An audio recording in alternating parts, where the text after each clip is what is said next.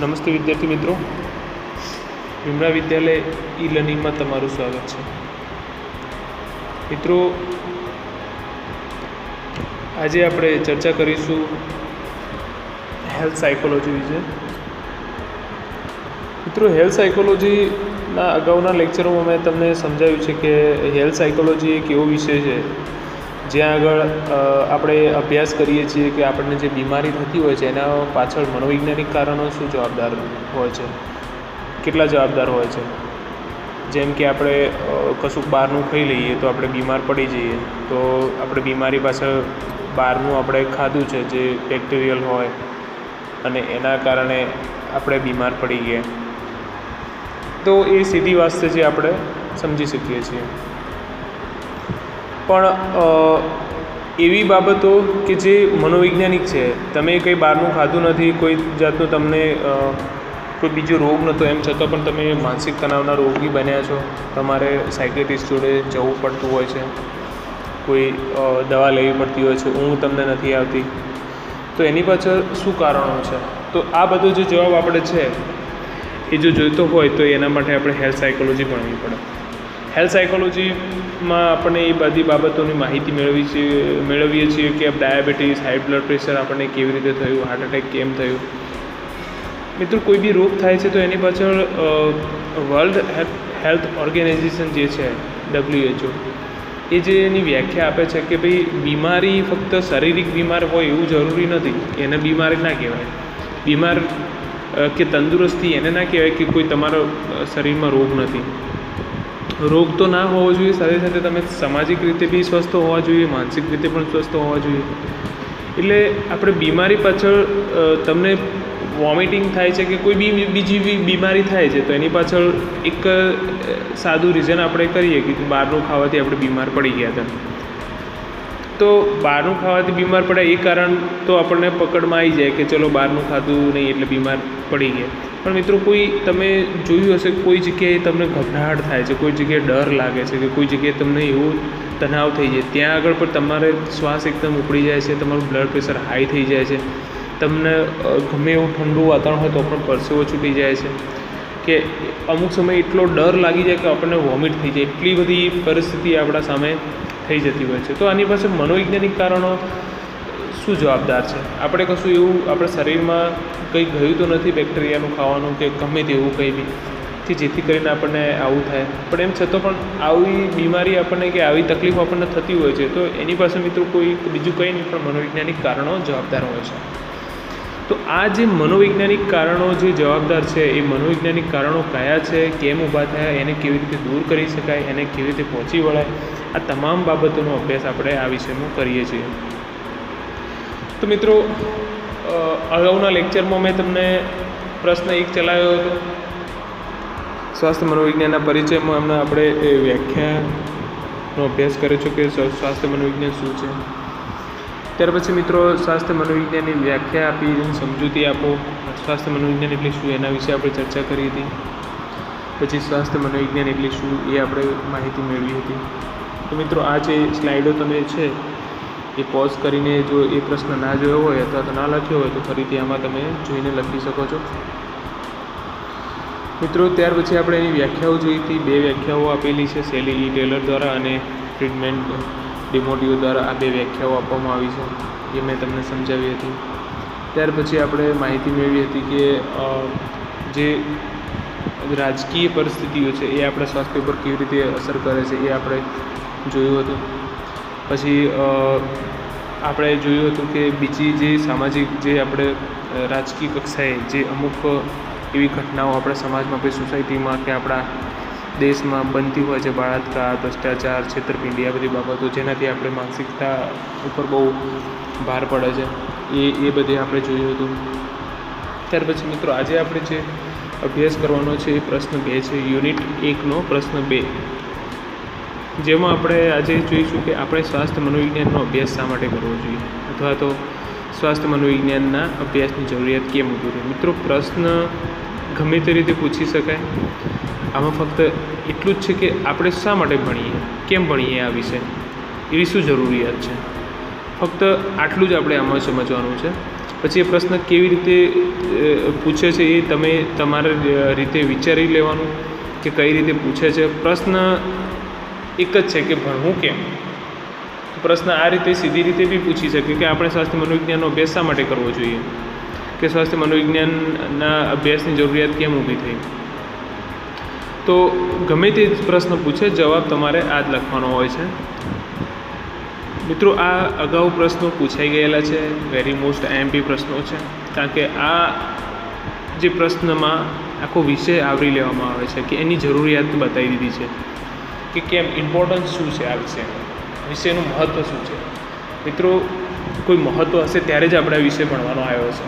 તો આપણે એ જે વિષયનું મહત્ત્વ શું છે એ આ પ્રશ્નમાં આપણે બતાવવાનું હોય છે. તો આ પ્રશ્ન ખૂબ જ મહત્ત્વનો બની જાય છે, ખૂબ જ આઈએમપી પ્રશ્ન છે. તો જોઈએ આપણે એની પ્રસ્તાવનાથી કે જે લોકો કુદરતને માને છે તેની પર વિશ્વાસ કરે છે અને એને અનુકૂળ નિયમો અનુસાર ચાલે છે, એમનું સ્વાસ્થ્ય કેમ ખરાબ થતું નથી, પણ આજે શહેરી લોકોની હાલત દયાજનક છે. મિત્રો આમાં એ કહેવા માગે છે કે જે લોકો કુદરતમાં માને છે તેની પર વિશ્વાસ કરે છે, તેના અનુકૂળ નિયમો પર ચાલે છે, એમનું સ્વાસ્થ્ય ક્યારેય ખરાબ થતું નથી. પણ આજે શહેરી લોકોની હાલત દયાજનક છે. તેઓ ભોજનમાં શેનો સમાવેશ નથી હોતો તેમના ભોજનમાં, મતલબ કે ગમે તે ખાઈ શકે છે, ગમે તે ખાય છે ગમે તે ટાઈમે. એમના ભોજનમાં ફળ શાકભાજી પણ હોય છે, દૂધ પણ પીવે છે, વિટામિન સીની ગોળી પણ લે છે, તેમને કલાકોનું ઓફિસ વર્ક થકાવી દે છે. તેઓ થાક અને તાણને લઈને ઘેર આવે છે. તેમને રાત્રે સૂવા માટે સુખના બધા જ સાધનો હોય છે, તેમ છતાં પણ ઊંઘ નથી આવતી. તો મિત્રો આ તો આપણે ઘણી જગ્યાએ સાંભળ્યું છે કે બહુ બધા પૈસાદાર વ્યક્તિ હોય તો એને ઊંઘવા માટે પણ ઊંઘની ગોળી લેવી પડતી હોય છે, એ ઊંઘી નથી શકતો હોતો. કારણ કે એના જીવનમાં એટલી બધું એ વ્યસ્તતા હોય છે, એટલી બધી ચિંતાઓ, એટલું બધું એ લઈને ફરતો હોય છે પોતાના મગજમાં. હજારો વિચારો એના મનમાં ચાલતા હોય છે. તો એ વિચારોને દરેકને મહત્ત્વ આપે છે, જેના કારણે એ શરીર થાકતું નથી, શરીર સતત કામ કર્યા જ કરે છે, એટલા માટે એ ઊંઘી નથી શકતો. મતલબ ઊંઘમાં પણ રાત્રે સૂવા જાય તો પણ વિચારે કે સવારે આને મળવાનું છે, આની સાથે મિટિંગ કરવાની છે, અહીંયાથી પૈસા લેવાના છે, અહીંયા આપવાના છે, આ છે તે છે, તમામ બાબતો ઓફિસમાંથી કામ કરીને આવ્યા પછી પણ એ ફિઝિકલી ઓફિસને છોડી દીધી છે, પણ મેન્ટલી એ હજુ ઓફિસમાં જ છે અને ઓફિસનું કામ કર્યું છે, એવી રીતે પોતાના શરીરને ટ્રીટ કરે છે, એટલે એ ટાઈમથી ઊંઘી નથી શકતો. બીજું છે સ્વાસ્થ્ય મનોવિજ્ઞાનની જરૂરત. શું જરૂર છે આ વિષયની? આજે મનોદૈહિક રોગોનો વ્યાપ વધ્યો છે, તેને લીધે લોકોના સ્વાસ્થ્યની સંભાળમાંથી સ્વાસ્થ્ય મનોવિજ્ઞાનનો ઉદ્ભવ થયો છે. સ્વાસ્થ્ય મનોવિજ્ઞાનનો વિકાસ છેલ્લા 50 વર્ષમાં સૌથી વધારે થયો છે. સ્વાસ્થ્યના મનોવિજ્ઞાનના અભ્યાસમાં કેટલાક કારણો નીચે પ્રમાણે છે. બીમારીની બદલાતી જતી ભાતો, તબીબી ક્ષેત્રે સેવાઓનો વિસ્તાર, તબીબી અનુમોદનમાં વધારો, સ્વાસ્થ્ય પ્રત્યે નિર્દેશિત ફાળો, પદ્ધતિશાસ્ત્રીય પ્રદાન, સહસંબંધાત્મક અભ્યાસો. મિત્રો આનું જે પહેલાં મેં લેક્ચર એક બનાવ્યું હતું એમાં તમામ બાબતોને મેં ડીપલી સમજાવેલી છે. બીમારીની બદલાતી જતી ભાતો કઈ કઈ છે, તબીબી ક્ષેત્રે સેવાઓનો વિસ્તાર શું છે, તબીબી અનુમોદનમાં વધારો, સ્વાસ્થ્ય પ્રત્યેની નિર્દેશિત ફાળો, શાસ્ત્રીય પ્રદાન, સહસંબંધાત્મક અભ્યાસો. તો મિત્રો આ તમામ બાબતોનું મેં એક ડીપલી એમાં સમજાવેલું છે. જો તમે એ લેક્ચર ના જોયું હોય તો ફરીથી એ જોઈ લેશો તો તમને ખ્યાલ આવી જશે. ત્યાર પછી મિત્રો છે કે બીમારીઓની બદલાતી જતી ભાતોમાં આપણે પહેલાં જોઈએ તો છે સ્વાસ્થ્ય મનોવિજ્ઞાનના વિકાસમાં સૌથી મહત્ત્વનો ફાળો બીમારીની બદલાતી જતી ભાતો છે. 50 વર્ષ પહેલાં ક્ષય, ન્યુમોનિયા, કોલેરા, શીતળા જેવા રોગોનો ભોગ લોકો બનતા હતા. આ બીમારીને લીધે લોકોના મૃત્યુ પણ થતા હતા, જ્યારે આજે બીમારીની ભાત બદલાઈ ગઈ છે. આજે diabetes, high blood pressure, cancer, AIDS, dengue, hepatitis B, કમળો, તેમજ મિત્રો આપણે જોઈ શકીએ કે અત્યારે કોરોના, જેને આપણા જીવન દરમિયાન આપણું જીવન જ્યાં જેટલું બી જીવીશું ત્યાર સુધી આપણે આ ભૂલી નહીં શકીએ. આ જે સમય આપણે નીકાળ્યો છે. વગેરે થતા જોવા મળે છે અને તેને લીધે લોકોના મૃત્યુ પણ થાય છે. જેમ જેમ ઔદ્યોગિકરણનું પ્રમાણ વધવા માંડ્યું છે તેમ તેમ આ રોગોનું પ્રમાણ વધવા લાગ્યું છે. આવા ચેપી રોગોને ફેલાતા અટકાવવા કાયમી દવાઓ લેવી પડે છે. જેમ કે ડાયાબિટીસ દર્દીઓને નિયમિત ગોળી કે ઇન્જેક્શન લેવા જ પડે છે. આધુનિક સમયમાં બીમારીઓની બદલાતી જતી ભાતો માટે મનોવૈજ્ઞાનિક અને સામાજિક કારણો જવાબદાર છે. આજે લોકોની સ્વાસ્થ્ય અંગેની ટેવો, ખોરાક, વ્યસનો આ બીમારીઓની બદલાતી ભાતો માટે જવાબદાર છે. આજે પાન મસાલા, ગુટકાનું સેવન, ધૂમ્રપાનની ટેવ કેન્સર માટે જવાબદાર છે. ચરબીયુક્ત ખોરાક, ઇન્સ્ટન્ટ ફૂડ, શ્રમનો અભાવ હૃદય રોગ માટે જવાબદાર છે. આધુનિક યુગ સ્ત્રીઓના દેહ પ્રદર્શનને કારણે યુવાનોની જાતીય વૃત્તિનો ઉશ્કેરાટ છે અને ગમે તે જાતીય વૃત્તિના સંતોષને કારણે એઇડ્સના રોગોનું પ્રમાણ ભારતમાં વધી રહ્યું છે. અત્યારે ભારતમાં એઇડ્સના રોગીઓની સંખ્યા વિશ્વમાં બીજા નંબરની છે. આમ આ બીમારીની બદલાતી ભાતોને લીધે સ્વાસ્થ્યનું મનોવિજ્ઞાન અસ્તિત્વમાં આવ્યું છે, જે ચેપી રોગોના કારણો, ચિકિત્સા તેમજ ઉપાયો સૂચવવા લોકોને પોતાનું સ્વાસ્થ્ય જાળવવામાં સહાયરૂપ થાય છે. આજે તબીબી ક્ષેત્રે થઈ રહેલા વિવિધ સંશોધનોને લીધે ચિકિત્સા ક્ષેત્રે નવી જાણકારીઓ ઉપલબ્ધ થઈ. આજે ચિકિત્સા સંસાધનોને લીધે પણ જાણવા મળ્યું કે કેટલાક રોગો માટે વારસાગત બાબતો મહત્ત્વનો ભાગ ભજવે છે. ડાયાબિટીસ માટે જનીન તત્વો જવાબદાર છે તેમ માનવામાં આવે છે. એ જ રીતે કેન્સર, હૃદયરોગ, હાઈ બ્લડ પ્રેશર માટે પણ જનીન તત્વોનો જવાબદાર માનવામાં આવે છે. જ્યારે આ માહિતી આવા રોગોના ભોગ બનેલા માતા પિતાના સંતાનોને મળે છે ત્યારે તેઓ ભયભીત બની છે કે શું તેઓ પણ આ રોગોના ભોગ બનશે.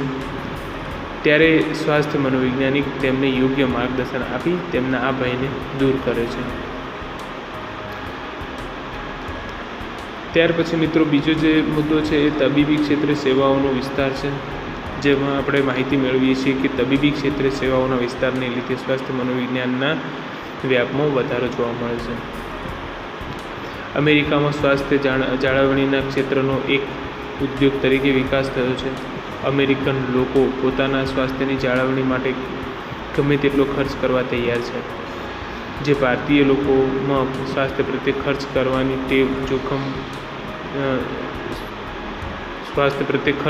ટેવ જોવા મળતી નથી. અમેરિકનો રોગ ન થાય, સ્વાસ્થ્ય જળવાય તે માટે સચેત છે, જ્યારે આપણે ભારતમાં રોગ થાય, બીમારી આવે પછી તેનો ઉપચાર કરીએ છીએ. અમેરિકામાં પણ સ્વાસ્થ્ય સંભાળની બાબતોમાં વ્યક્તિગત ભિન્નતા જોવા મળે છે.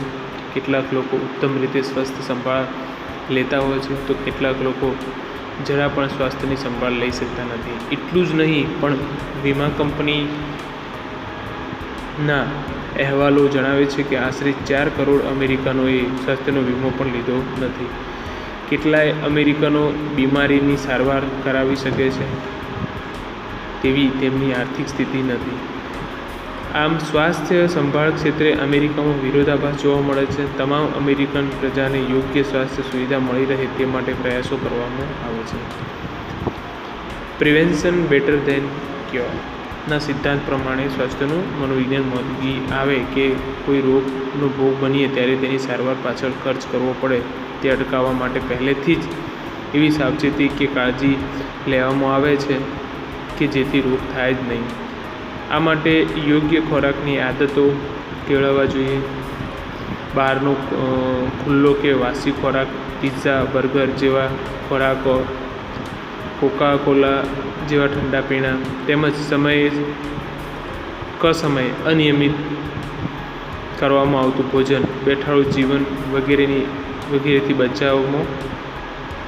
વગેરેથી બચવામાં આવે.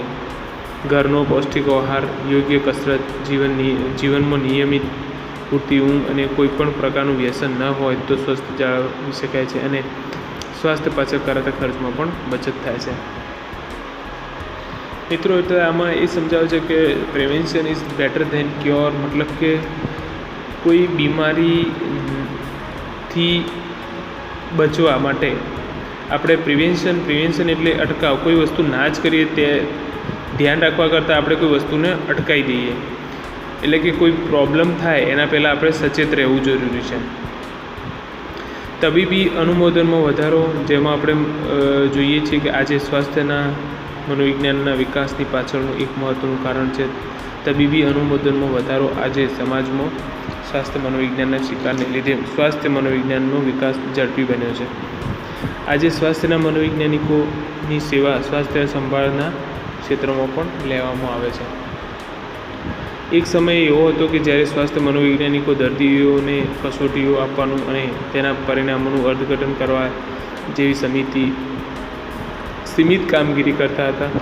સ્વાસ્થ્ય મનોવૈજ્ઞાનિકો, જેમાં ચિકિત્સકો અને મનોવૈજ્ઞાનિકોનો સમાવેશ થતો હતો, તેઓ સમસ્યારૂપી દર્દીઓની તપાસની કામગીરી બજાવતા હતા, કારણ કે તબીબી આવા દર્દીઓને સમજી શકતા ન હતા. આવા દર્દીઓના રોગોના કારણો મનોવૈજ્ઞાનિક હતા. સ્વાસ્થ્ય મનોવૈજ્ઞાનિકો આવા મનોદૈહિક રોગીઓની સમસ્યાઓની જાણકારી તબીબીને આપે છે, જેને આધારે તબીબી ઉપચાર પદ્ધતિ નક્કી કરે છે. આ રીતે તબીબી ક્ષેત્રે સ્વાસ્થ્ય મનોવૈજ્ઞાનિકો સ્વીકૃતિ આપવામાં આવી છે. આજે સ્વાસ્થ્યના ક્ષેત્રે બીમારીઓ કે રોગો પાછળ મનોવૈજ્ઞાનિક ઘટકો મહત્ત્વનો ભાગ ભજવે છે, તેનો સ્વીકાર કરવામાં આવ્યો છે. અલ્સર કે અતિશય ચિંતાને કારણે થતો રોગ તેમ સ્વીકારવામાં આવ્યું છે. મનોવૈજ્ઞાનિક ઘટકોની સાથે સાથે બીમારીઓમાં સામાજિક ઘટકો પણ મહત્ત્વનો ભાગ ભજવે છે. સ્વાસ્થ્ય મનોવૈજ્ઞાનિકોનું કાર્ય રોગીઓની સ્વાસ્થ્ય સંભાળની ટેવોમાં સુધારો કરવાનું છે, અને આ રીતે તબીબી ક્ષેત્રે સ્વાસ્થ્ય મનોવૈજ્ઞાનિકોની કામગીરી સ્વીકારવામાં આવી છે. તો મિત્રો, તબીબી અનુમોદનમાં આપણે માહિતી મેળવી છે કે જે ડૉક્ટરો હોય છે, કોઈ બી રોગ થાય તો એની પાછળ શું કારણો છે, કયો ખોરાક લીધો તો એના કારણે એ બીમાર પડ્યો છે, તો એ તો રિપોર્ટ દ્વારા કે એના દ્વારા ખ્યાલ આવી જ જતો હોય છે, પરંતુ એ એવું વર્તન કેમ કરે છે, એવું કેમ એ ખોરાક લે છે જેના કારણે એના શરીરમાં આવી બધી મુશ્કેલી ઊભી થતી હોય છે. તો એના માટે એનો ખાસ અભ્યાસ કરવા માટે મનોવૈજ્ઞાનિકોને એ લોકો સેવા માટે આવકારતા હોય છે કે તમે આ લોકોનો સ્ટડી કરો કે ભાઈ કેમ આ લોકોનો આ બીમાર વારંવાર કેમ પડી રહ્યા છે. તો જે સ્વાસ્થ્ય મનોવૈજ્ઞાનિકો છે એમનું હિસ્ટ્રી લે છે, એમની જો રહેઠાણ છે એમની તપાસ કરે છે, અને આ બધા જ બાબતોનો ઊંડાણપૂર્વકનો અભ્યાસ કરી અને એક તારણ નીકાળે છે કે ફલાણી પરિસ્થિતિઓના કારણે આ લોકો બીમાર પડે છે. તો હવે એ લોકો આવું નહીં કરે, અથવા તો ડૉક્ટર દ્વારા એમને સમજાવવામાં આવે છે કે તમે આ પરિસ્થિતિમાંથી આવો ખોરાક કે આવો વિસ્તારમાં ના રહો, અથવા તો તમે તમારી આસપાસ સફાઈ રાખો, કે જે પણ એને અટકાવવા માટેના જે બી ઉપાયો છે એ ડૉક્ટર દ્વારા જણાવવામાં આવે છે. ત્યારે લોકોમાં જાગૃતિ આવે છે અને પરિણામે એ સ્વાસ્થ્ય બનતા હોય છે, અને ભવિષ્યમાં બીમાર ના પડે એની માટેની એ તૈયારી કરતા હોય છે. તો મિત્રો, આ રીતે સ્વાસ્થ્ય મનોવૈજ્ઞાનિકો ઉપયોગી થાય છે.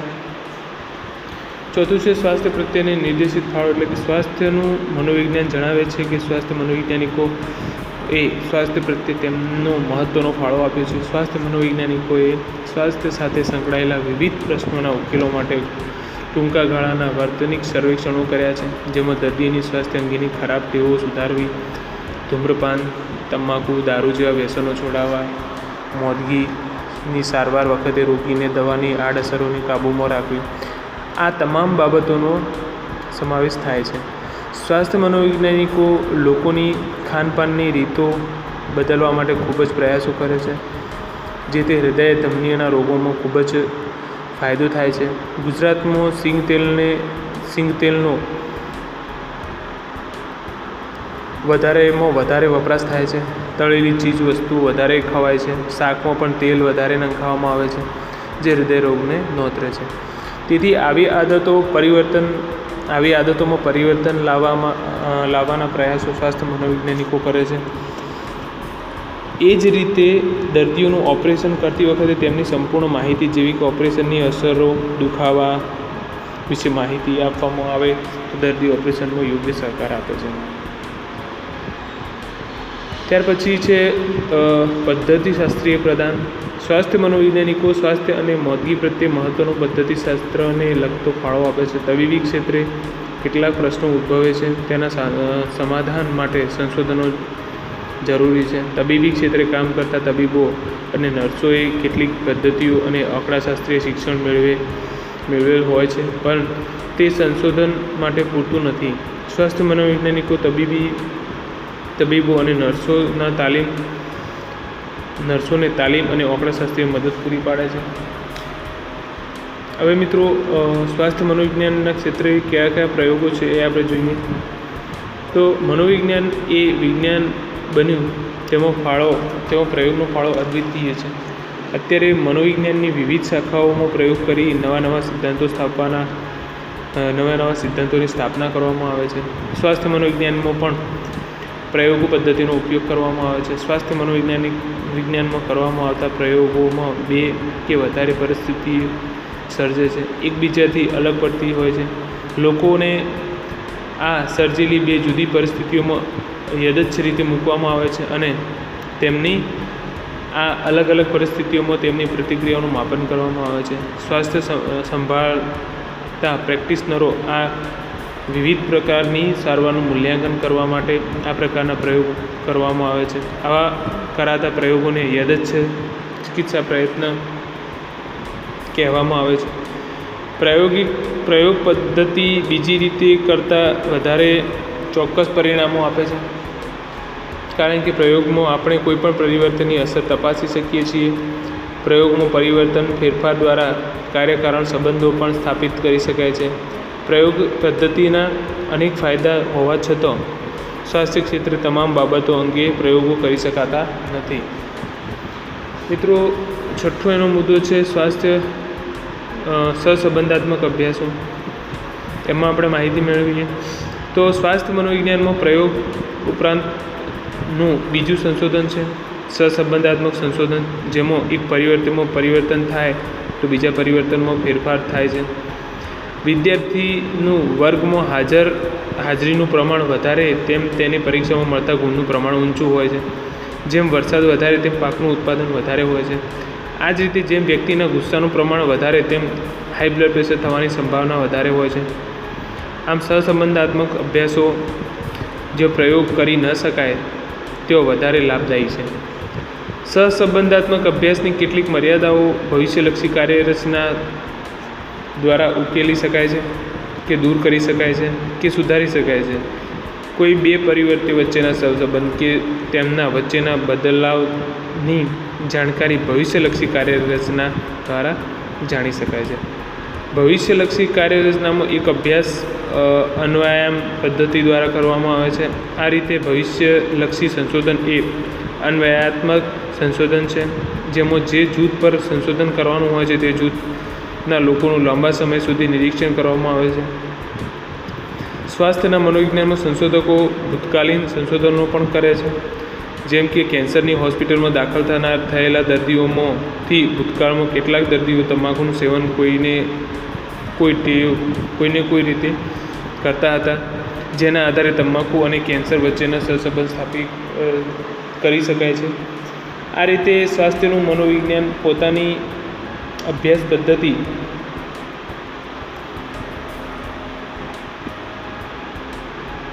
તરીકે પ્રયોગ સહસંબંધાત્મક સંશોધન, અન્વયાત્મક સંશોધન, ભવિષ્યલક્ષી કાર્યરચના, ભૂતકાલીન સંશોધન વગેરે ઉપયોગ કરી સ્વાસ્થ્ય અને મોદગીની સમસ્યાઓને ઉકેલવામાં પ્રયાસ કરે છે. મિત્રો, ટૂંકમાં આ બધી બાબતો જે મુદ્દાઓ મેં છે એ તમને શરૂઆતના લેક્ચરમાં ડીપલી સમજાયેલા છે, તો તમને રિક્વેસ્ટ છે કે તમે ફરીથી એ લેક્ચર જોઈ લો. મિત્રો, ટૂંકમાં કે આ બધી બાબતોના અભ્યાસ માટે આપણે પ્રશ્ન એ હતો કે કેમ અભ્યાસ કરવામાં આવે છે, તો એના મુખ્ય 6 મુદ્દા